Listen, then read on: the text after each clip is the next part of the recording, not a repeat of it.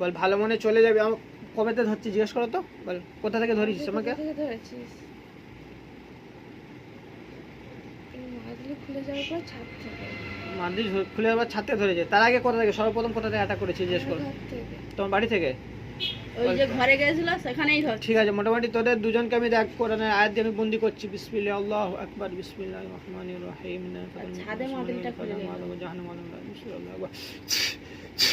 বেশি করে আল্লাহ তোমার জাহান্নামে আগুন বাড়িয়ে দাও। বিসমিল্লাহ। দেখো কেমন জ্বলছে, দেখো তো জ্বলছে, চিৎকার করছে খুব। বল যাবি নাকি না তোরা বন্দি করা হবে, কি বল জিজ্ঞেস করো। যাবি নাকি তোদের বন্দি করা হবে? কি বলছে? যাবে না বলছে? বললে আগে ভর্তি করবে তোদের। বিসমিল্লাহির রহমানির রহিম।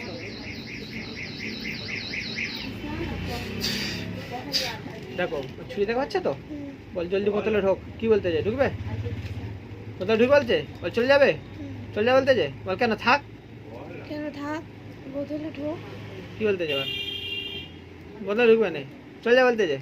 বল কোথায় যাবি? নদীর ওদিকে একদম পুরো নূরপুর নদী গঙ্গাসাগর পার করে দিতে হবে। যাবে কি জিজ্ঞেস করো। পার করে যেতে হবে, যাবি? কি বলতে চাই? যাবে?